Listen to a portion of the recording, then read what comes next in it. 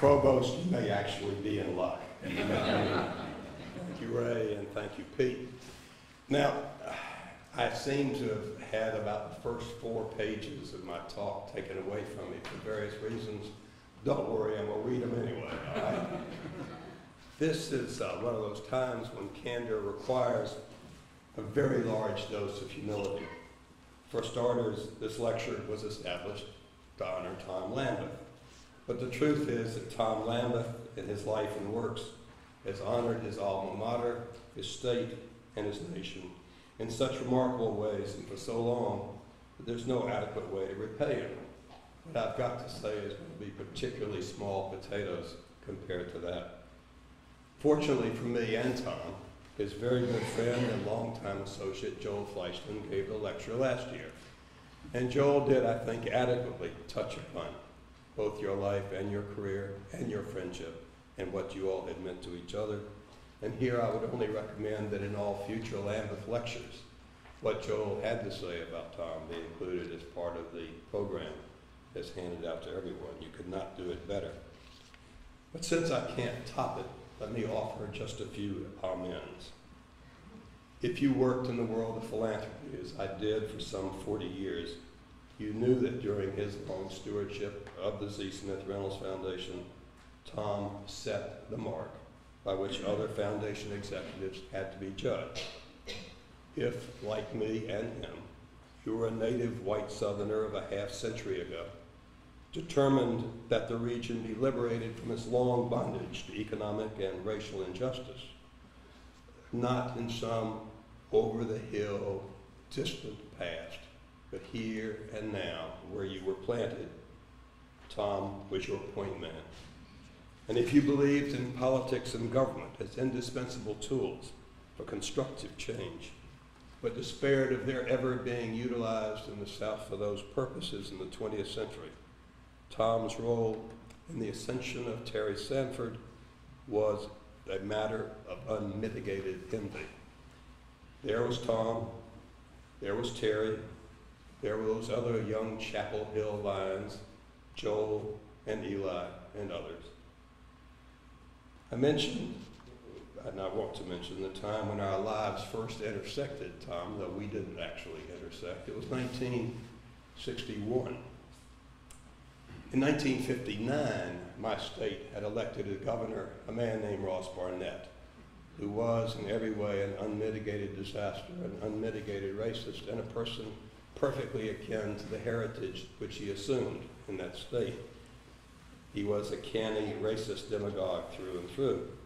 While Terry Sanford was busy trying to break with the South's past, endorsing his party's Roman Catholic candidate for president, Ross Barnett was busy establishing an unpledged electoral slate to try to deny Jack Kennedy the nomination, the presidency rather, by taking away enough electoral votes to send the matter into the House of Representatives.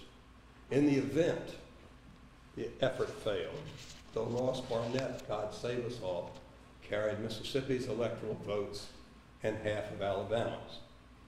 Being an extremely mean-spirited man as well as a foaming racist, Ross decided that Mississippi would not go to the inauguration, that we would boycott it. And so it appeared that we would in fact be without representation at the inauguration for a little while. And then 4 days before inauguration, 3 guys, average age 26, sitting around drinking a cup of coffee in Greenville, Mississippi, on a bleak January day, looked at each other and said, no way was Mississippi not going to be represented at that inauguration. And so we said goodbye to our wives, jumped in a car, drove straight through to the office of Senator John Stennis of Mississippi, who, a cautious man, was nonetheless a very good friend of Jack Kennedy's. He was not going to go to the inauguration, but he had Mississippi's tickets. And he said, boys, you're it. You're and so we 3, a towboat operator, a newly elected legislator, and me, we went to the gala. We went to the swearing in. We went to everything that walked, and we went to the inaugural ball, where by an accident of history, a peculiar irony of time, the Mississippi box at the Mayflower Hotel Ball was right next to the presidential box. Ecstasy. Oh, and I'm sorry, there were a few businessmen in Mississippi who thought boycotting the inauguration was not a smart idea. They underwrote Miss Mississippi and Miss Hospitality, also a town. And so we three, and Miss Mississippi and Miss Hospitality, proceeded to enjoy the ball. All of a sudden we realized somebody else was too. And there he was, Terry Sanford, the golden lion of the New South. And we came spilling out of that box as he was having his picture taken with Jack, and we had our picture taken, and we were in utter ecstasy. I must say, by the way, the Secret Service was a lot more loose because the 10 years of horror that were to come had not occurred, and it was a very, very open ball. And so we took those pictures, and we've had them ever since, Tom, to remind us that, in fact, there was a possibility that there was going to be a better place. And while things got a lot bleaker for us before they got better afterward, we never forgot it.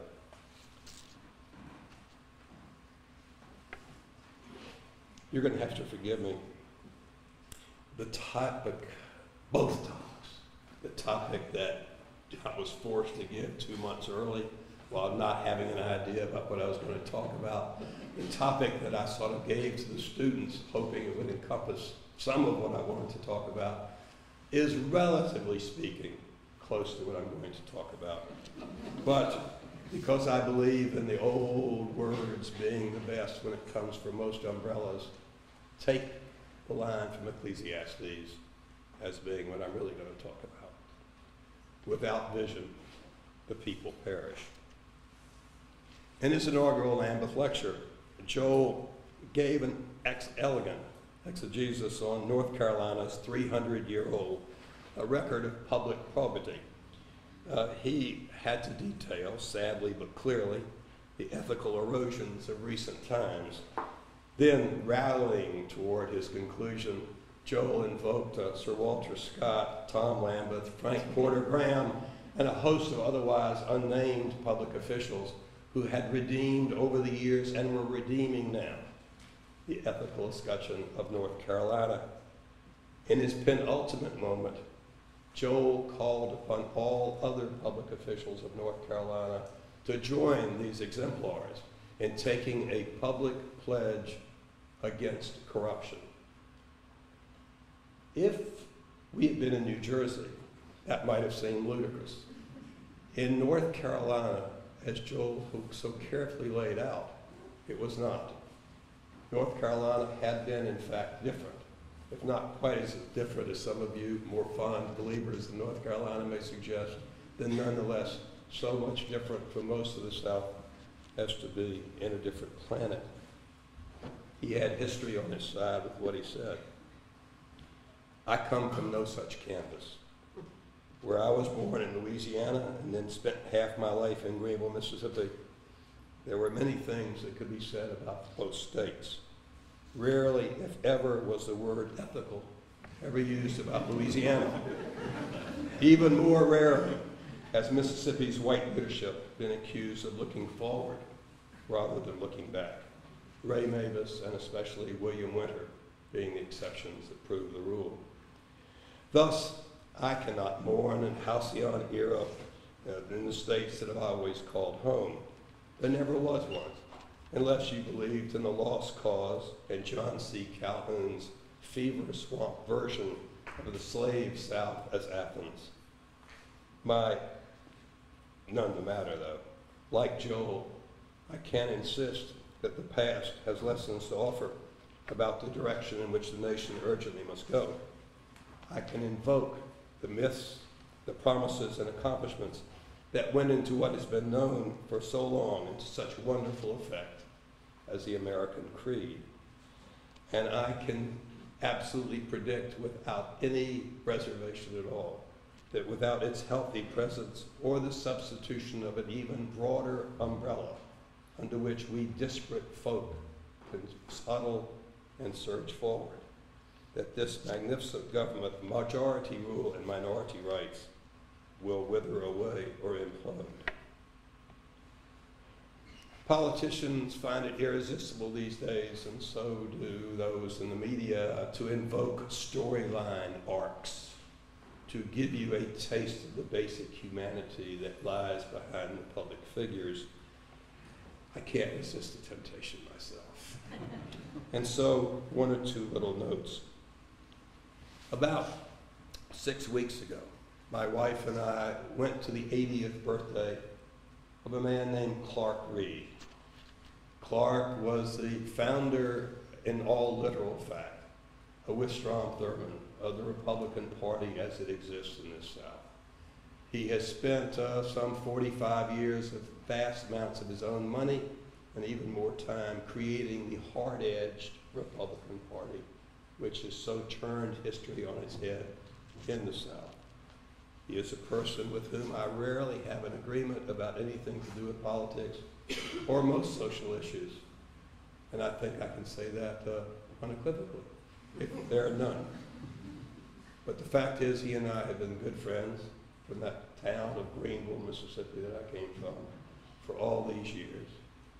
We happen to share a couple of things in common, one being an affinity for late night excess and good whiskey, and conversation that goes on until the cows come home. But Pat and I walked into that room, in the 21 Club, of course, and embraced the honoree, his wife, his daughter, and made our way into the room, where I promptly ran into Karl Rove. We said amiably, "How are you? How have you been since we saw each other last?" We had known each other for some 35 years also, and that was the last time I had anything to say to him for the rest of a very, very long evening. It wasn't the last exchange, however. About 5 days later, along comes a note from Karl, handwritten, "Dear Hodding, I can see why you and Clark are such good friends. You certainly get along well. It was good being with you. I don't know how either one of you have lived this long. Living in that Delta style, sincerely, Karl."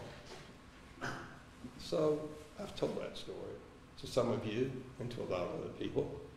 The inevitable reaction has been a screwing up of the face, a pursing of the lip, "Oh my God, how did you do this?" There has been the reaction that this must have been the only one, or were there a million like that, and how could you stand it? The answer is, it was easy. That is exactly what a healthy public square is supposed to be about. It's what it's supposed to encourage. Not the harmonious choirs and liturgical monologues of the like-minded, but in fact, debate and fierce disagreement and grudging accommodations and a live and live attitude within this national room that we call a nation. It should be, but it isn't. What threatens the United States, what threatens to tear us apart, is each ideological faction's unshakable certainty that those on the other side are knaves, fools, fascists, communists, atheists, lunatics, subversives. What was once the monopoly of totalitarian true believers and holy war ayatollahs is now creedal text for ideological plug uglies of the right and the left. It has been coming on for some time. As noted, I knew something of closed societies when I went to work for Lyndon Johnson in '64. That great and good and funny man, Jim Silver, had written a book called Mississippi, The Closed Society, which described precisely what the state had been during massive resistance. By comparison, I looked forward to Washington as the promised land until I encountered what I came to think of as the Georgetown Syndrome. There was the cliff dwellers, the permanent Washington, and there was everyone else. Jack Kennedy was the martyred god. Lyndon Johnson was the intellectually unwashed pretender. If you were a white Southerner who had not left the South, you were undoubtedly a crazed segregationist without redeeming virtue. The Ivy League was roughly the only place to go. As it happened, that was extraordinarily depressing to me, and for a while demoralizing. They were supposed to be our best and our brightest. Instead, what I encountered was provincial snobbery. As it happened, the America in which I live was a much more complex place than that. Greenville was a complicated, contradictory place. There were plenty of my fellow whites who despised everything anybody named Hodding Carter stood for. There were a handful who thought that finding some way to kill us, run us out of town, bomb us, shoot us, was a good idea, and there were some who claimed to be trying to do that. I had a pistol in my pocket, in my car, in my drawer at work, in most of the drawers at my home for 5 years after I got home from the Marines. And I suppose, in retrospect, that was very much essentially adolescent paranoia and former Marine machismo, except that my father had felt the necessity to do no less for the previous 2 decades of our existence. But there was another part of the story that needs to be told. I had friends like Clark Reed, with whom I could argue politics till the cows come home. I had hunting friends, and tennis friends, and civic club friends, and church friends, and newsroom friends, and high school classmates and business partners with whom I shared some beliefs and not others. I had black friends of every description. After I became involved in the attempt to open the system to black participation in that closed society, and we ranged across the ideological spectrum, and there were other black people who saw me to be too moderate for their taste, with whom I argued with some fervor as well. I wrote maybe 6,000 editorials, give or take the 2,000 that Ed Williams or other people wrote over those 17 years that I was there, and quite a few of them took on public and private people in that town. More times than not, I was forced to look them in the eye the next day, at coffee, at the post office, at the movies, at church, somewhere, and have to answer for what I'd written. It was a community, not a set of isolation booths.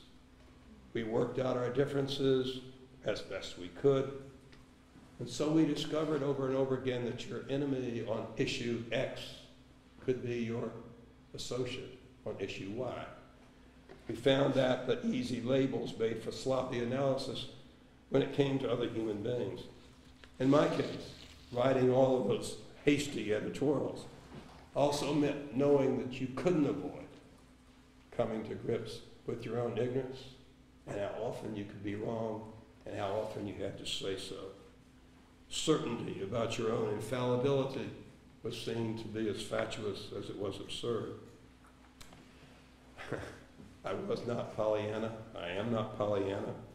Aside from the guns and the threats and the boycotts and the direct insults, there was the overwhelming reality that was segregation and white supremacy. Nonsensical interpretation of the Southern past, warm personal relations that were supposed to exist between black and white in the good old days are just that, nonsensical. The jury segregation rested squarely on the proposition that black people could be treated like serfs because they were inherently inferior.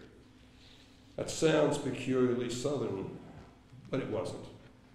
White supremacy was the nation's original sin, and it tainted every section of the country. So did other issues that have evolved so dramatically in America over these past 50 years. Women, the handmaidens, were obviously not entitled to the same privileges as men. Gays and lesbians were not even a matter for public discussion, let alone for inclusion. There was no question about separation of church and state. In my state, you couldn't drink legally, you couldn't go to business on Sunday, you couldn't go to movies in a number of places because the church controlled the legislative function when it came to these matters of morality. But while that may have been a Baptist version of sin, banned in Boston was, after all, a fine Roman Catholic addition to the notion of burning books and turning people away from movies unacceptable in some quarters. In other words, an accurate picture of the nation, no less than the region, could not be encapsulated in Norman Rockwell's magnificent World War II posters on the Four Freedoms. A lovely notion which did not reflect the nation in which we lived. But while our system has been corrupt, bigoted, bloody-minded, and regressive, it has rarely been static. Here today, gone tomorrow, or in 1,000 tomorrows. That is actually the history of the United States. Our long, grudging march toward a just, open, and democratic society is, in my view, one of the great stories of human history. And the reason for all of it, to return once more to my central thesis, is that there has been a common thread, commonly understood, that kept demanding, do better. It is precisely that notion of the Commonwealth that has been under sustained assault. The assault has been a long time building. Sadly enough, significant public and private institutions have played leading roles in the destructive deconstruction of the American creed and its implications. How did we get here? Well, a quick horseback summary. The white segregationists painted their opponents not merely as wrong, but as un-American aliens. The labels were despicable, but they worked. Conformity behind white supremacy was demanded and enforced. Then, seemingly out of nowhere, the new leftists took their certainties on some of the most important issues of the day, and they were right about them, and fashioned those certainties into ideological clubs with which to beat the system into the ground. Having been weaned on the bad history that proclaimed America's inherent goodness and infallibility, they fell into the equally mistaken belief that America was irredeemably rotten. Spelling America with a K was more than a symbolic gesture. It was a sharp reminder that good intentions yoked to foul means, can produce defective ends and unintended consequences. Adults who knew better applauded, then japed their juniors. The search for purity in politics led to absurd rigidities, secular ex-cathedra pronouncements, extraordinary polemics. Angels danced in ever greater profusion on the heads of the left's political pens. Undebatable propositions proliferated. At which point, millions of otherwise uninvolved Americans looked up and said, those people have gone crazy. What do they think they're doing? Who do they think they are? Where are they trying to take us? New Moses arose in Lynchburg and in Colorado Springs and in Norfolk to show the way out of the wilderness, offering their text of unshakable dogma. Non-negotiable demands ran headlong into non-negotiable demands. But isn't that exactly what America is supposed to be all about? A process that channels our wants and needs and hopes and desires and rage and anger into the political process? Absolutely. But other developments minimized, if did not totally negate, the ameliorative effects of democratic politics. Building consensus having fallen out of favor, polarization took its place. Some of the culprits in no particular order. The news media, my home of homes, the place that I loved above all others in my vocational life, has been, in my estimation, central to the health of the democracy, inescapably necessary for the sake of the people's ability to know where they were and where they were going. It has been a great and good thing, and it is because the founders understood its necessity that it was given such latitude. But today, what do we have? Broadcast and internet political media today, not to mention too much print commentary, are dominated by a style of discourse that is best compared to the Gong Show or Kabuki theater. Issues are cast as a clash of extremes. Let you and him fight is a setup. Gotcha is the journalistic equivalent of bingo, the shouted point of the game. the very premise of the blue state, red state divide, a conceit arising from colors on a television map in one presidential election, is that there are intractable, permanent divisions that define all aspects of political life. But we all know right here in the triangle, we know right in our communities, we know right in our families that that is nonsense. It is not the way people live their lives. Every media tendency, nonetheless, is to slice and to dice, whether technologically or for economic reasons, to slice and dice the public into ever more narrowly defined segments and markets, then encourage them to come out fighting. Now, some of you profess to be very disturbed by political bias in the media. That is not the problem or even a problem. That horse left the American barn about 300 years ago, and it ain't ever coming back, except for a very brief period in the last half of the 20th century when a special subset of elite news organizations in roughly a third of the country did it differently. Newspapers were ever the proud spear carriers for faction and party and ethnicity and section. Fox News is, in my estimation, a piece of unmitigated ideological trash, but so what? Others believe the New York Times is. That's the way it's always been. What does concern me are the underlying themes that unify vast swatches of media today. Our job is to entertain, to leer, to frighten, and to pander, they seem to say. Public office holders are by definition not to be trusted, except when they cultivate us. The story of stories is their failure. That story of stories is endemic. Trust no one. Or perhaps even worse, there is a tendency to go with the storyline arc instead of issue coverage. Coverage of politics degenerating into a form of Britney Spears coverage. Thus, that love, for heaven's sake, of what somebody does on the ice rink or on the basketball court, what those same people plan to do about the economy or health care or the Iraq quagmire is not of lasting moment. For much of the media, terrified of boring their audience, losing their market share to entertain us all. Then, of course, not to bash the media, they're us, we, the people. We have separated out, we are separating out at a rapid clip. Race was always a determinant, but it's no longer the major determinant, though it's critical. Money, religious practices, lifestyle choices, security, political conviction, all are drawing us apart geographically. There was never a melting pot, but the dissimilar nonetheless lived in considerable proximity. Now there is a flight to sameness. I commend to you a remarkable book called The Big Sort. The journalist sociologist Bill Bishop concludes his assessment with chilling clarity. I'm going to quote it. Beginning 30 years ago, the people of this country unwittingly began a social experiment. Finding cultural comfort in people like us, we have migrated into ever narrower communities and churches and political groups. We have created and are creating new institutions distinguished by their isolation and single-mindedness.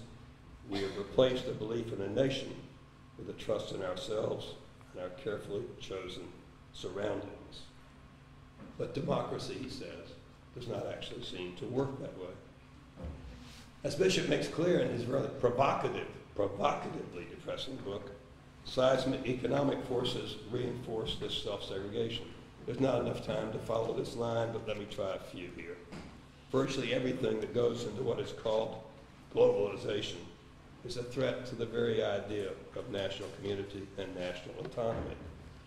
Everything that goes into the geniuses of marketing is a threat to the idea of community as opposed to markets. Globalization praises creativity, mobility, adaptation, wonderful traits. It's neutral on democracy, opposes by definition governmental regulation of economic activity, and cares not a whit about the nature or health of a nation's political organization. What it requires is a clear field for its much vaunted efficiencies, not the messy interaction of contending values. It values consumers, not citizens. It does quite well in China and Brazil, in Singapore, and the United States. Authoritarian, totalitarian, democratic, globalism cares not a whit. Which takes us to politics. Much about this year's presidential election will come later in this talk, but for now I would suggest that it offers at least, or did offer at least, a glimmering promise that it could change the premises and practices of national politics with great luck and iron restraint by the candidates, both of which have slipped mightily in recent days. It might just restore a larger vision to the process. But what the record shows for the last 40 years is that American politics has worked to repel public participation and undermine belief in underlying constitutional principles.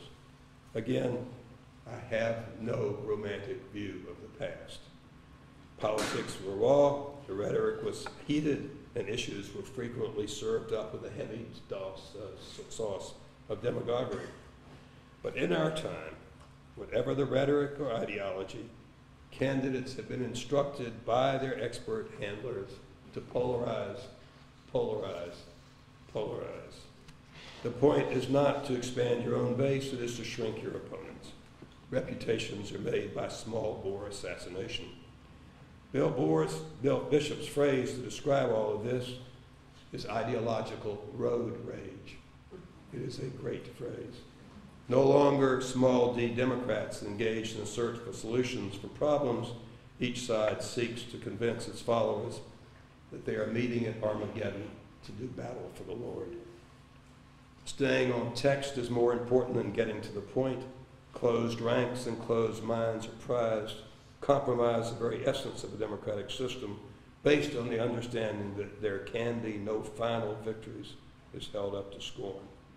Empathy seems to be a dirty word. Fareed Zakaria, a very bright man in a number of fields, touched the essence of this in a June 16th column in Newsweek. He wrote, "Some of this extreme partisanship is because of the narrow casting of American politics, a process in which the extreme ends of the spectrum have been magnified and the center gets lost. But no compromise means nothing will get done, and America will slowly drift down in the role of nations. Not just the media, not just the politics, but also the academy. A broad road to success in the social sciences became marked by narrow specialization and sweeping rejection of virtually everything that was ever concentrated under the phrase dead white males. Nothing new about that, about young Turks taking on old fogies, except for one thing. At its core, much of the new scholarship aped the fading Marxist-Leninists and being scornful not only of the practices, but also of the premises of the American system. That was new. This rejection of the very system that made sweeping change and open intellectual inquiry possible, that provided elbow room for very sharp elbows. The learned smirk became the substitute for debate. We're right. They're wrong. Case closed. The Georgetown Syndrome. A conservative critique, which faded, thank God, was titled The Closing of the American Mind. I once rejected its premise, seeing it as little more than another club with which the right could beat the left. Today, unfortunately, I am not so sure. Intellectual lockstep is intellectual lockstep, no matter how worthy the cause, as the Academy should know better than any place else. Closing off discussion and inquiry because of intellectual certainty is a straight road to intellectual aridity. To repeat, intense criticism of the American system is in the American grain. Dissent and vigorous debate lie at the heart of the Republic. The problem is there are so few countervailing voices. The old gods may be wrong or they may be dead or both, but to bury them by acclamation is not enough. The American creed has produced great value over its long regenerative history. What is offered in its place? What works to give it more emphasis or relevance or shape? In much of secondary education in America today, the answer is not much. The old civics classes were far too frequently tools for rote learning and indoctrination, but they at least provided a frame against which you could react, rebel, push out. Today, what we have for the most part is a vacuum, followed at the end of your high school days with an American history course which gives you all of World War II and thereafter in 1 week. It is then left to the universities to try to fill the vacuum left by this utter ignorance of the times in which they were shaped, lived, and this nation evolved. But that is not the end of the story. Quite fortunately, it is not. My optimism here now is based on that most conservative of instincts, faith in the past as a guide to the future. The founders were not cockeyed optimists. To the contrary, by today's standards, they were ideologically and philosophically conservative with a small as well as a large C. They understood human nature to be flawed, power to be inevitably corrupting, perfection to be a mirage, to which they said, in effect, so what? And they devised political instruments to advance the common good and contain the common instinct to abuse power. They believed in the pursuit of happiness with all that was understood to encompass private property rights, most notably, but they also understood the tragedy of the commons, the perils of unchecked pursuit of private aims and ambition. They built in elaborate checks and balances, but also left a legacy of soaring aspiration and the constitutional framework for open-ended reform and renewal. They ducked on the hard question of race and slavery, that enduring stain, but left open a system that could and would come to grips with it, and a view of mankind that demanded that we do so. I find defeatism about the possibility of renewal more than a little strange. A nation which led the world in defeating two of the most monstrous ideological regimes in the history of man is incapable of what? A nation which has made its way in small and large ways toward coming to grips with its basic social problems cannot do what?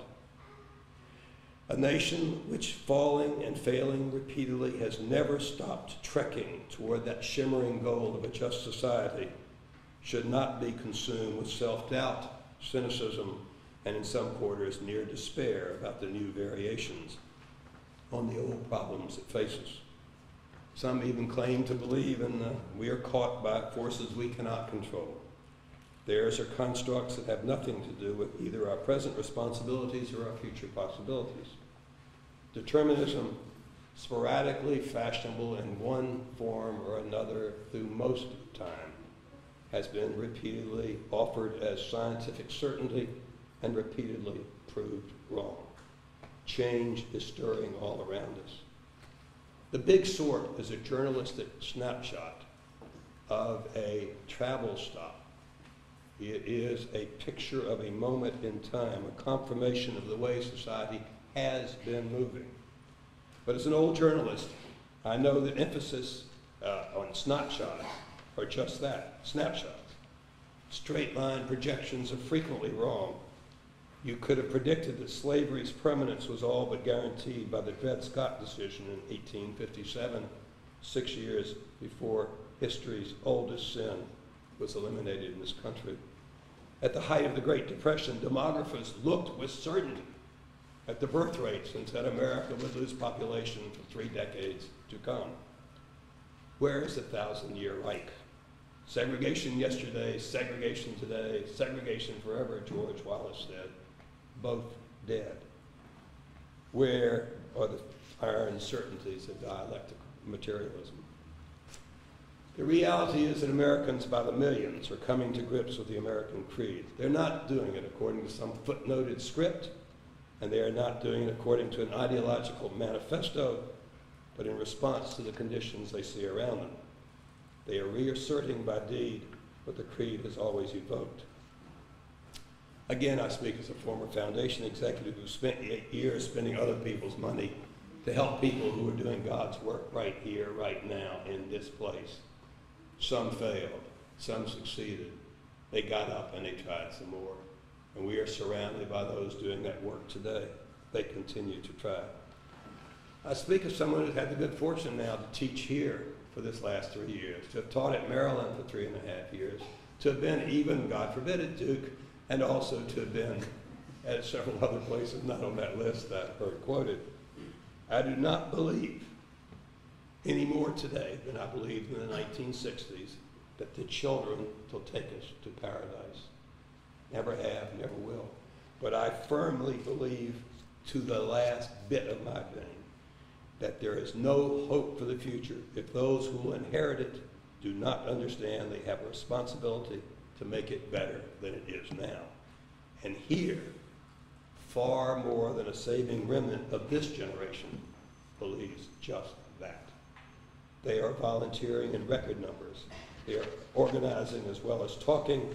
They are putting life back into their old slogans that they heard once upon a time from their grandparents. They are indeed living up to what has now become a cliche. Gandhi's famous, "You must be the change you seek in the world. You must be the change." Walk across this campus. Read the Daily Tar Heel. Look at the scheduled events. There is an awakening going on out there, one which is convinced even this old occasional pessimist that big things are happening. And not just among the young and not just at Chapel Hill. America is full of those who have proved they understand that responsibilities go with rights. Millions of young Americans have volunteered to stand proxy for us in defending this nation. They are in a great and honorable American tradition without which this nation would not stand today. Some 300,000, some 500,000 of them have served in AmeriCorps. There are 200,000 Peace Corps alums, including 3 in my own family. 200,000 of us were in Vista. A Civic Enterprises report estimated a civic corps of more than 36 million who regularly volunteer. Service Nation, working to build a system of universal voluntary service, is aiming for 1 million by 2020 in full or part-time national service outside the military, and 100 million Americans in volunteer service each and every year. It is not a long stretch. In a notable gathering last week, upon the occasion of September 11th, both presidential candidates came with a large group of others to proclaim that central to their administrations would be the idea of public service for all. A bright younger Mississippian, Donna Ladd, is editor-in-chief of an independent weekly down in Jackson. 3 weeks ago, she wrote something that I want to offer you. But America's changing. Americans are changing, especially younger ones. Part of it is simple demographics. It may be hard for the old guard to swallow, but most millennials, as people in their teens and 20s today are called, are into government. They want a good, compassionate, responsive government. And unlike the 2 cynical generations before them, they believe the mess they've inherited can be repaired. She went on, we must all make a choice. Do we live life and work hard only for ourselves and the stuff we can buy?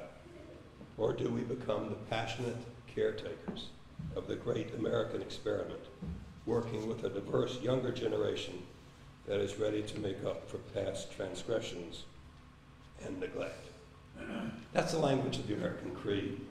Never of one tongue, never of one ethnicity, of one race, of one religion, one national origin. We have been bound by a common understanding about the proper relationship between the individual and the state, between self-realization and national purpose.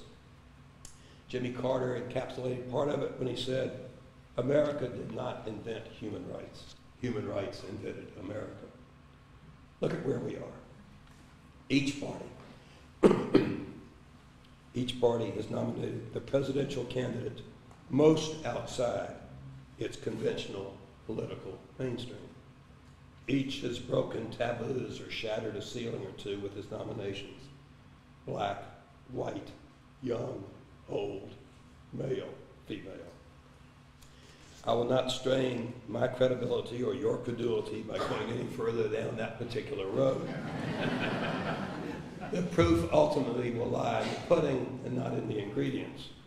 But let us at least agree that the pot has been stirred mightily, that we have heard a call to renewed national purpose that echoes the greatest themes in American political history.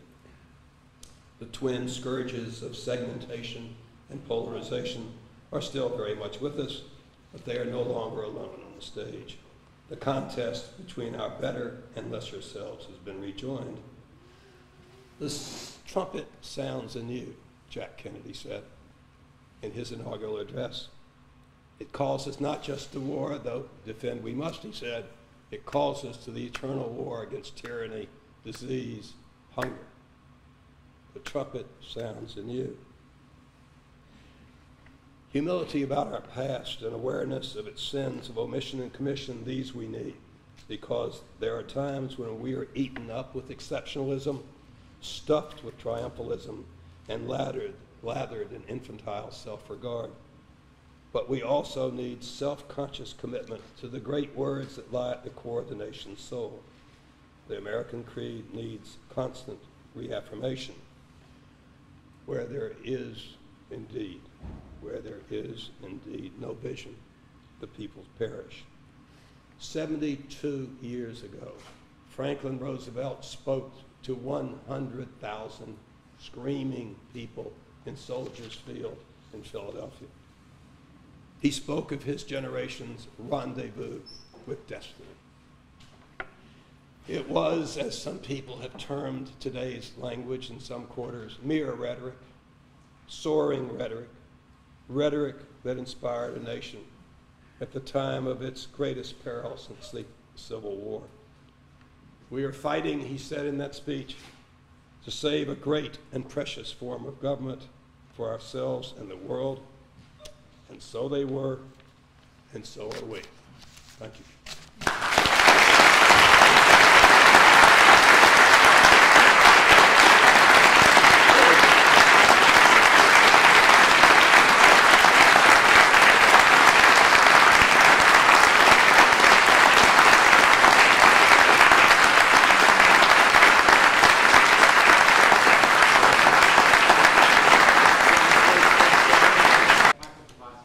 Given the intervening months, have you ever decided who won that debate and did Pat agree with you? The right-wing Republican won the debate, and of course, the liberal Democrat won the politics. I mean, the truth of the matter is, the case for the impeachment that great, brilliant Bruce Fein laid out for